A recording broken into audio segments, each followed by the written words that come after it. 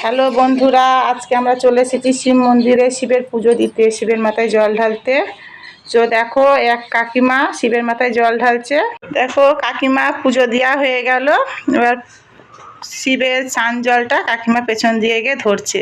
লোচনায় ভস্মাঙ্গরাগায় মহেশ্বরায় নিত্যায়। এই যে কাকিমা আবার কলসিটা ঝুড়িতে রেখে দিল। রেখে দেওয়ার পর ওই যে দেখো ঠাকুরমশাই পাশে দাঁড়িয়ে আছে।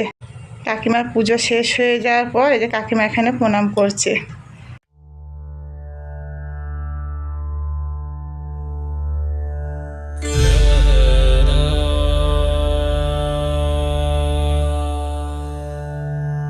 नागेन्द्रहाराय त्रिलोचनाय भस्माङ्गरागाय महेश्वराय नित्याय शुद्धाय दिगम्बराय।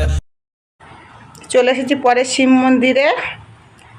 শিবকে স্নান করানো হলো, এই যে শিবের ভোগ রান্না, সবাইকে ভোগ বিতরণ করলো। তো চলো বন্ধুরা, কে কে শ্রাবণ মাসের প্রথম সোমবারে জল ঢালতে গিয়েছো আশা করি কমেন্টে অবশ্যই কমেন্ট করে বলো।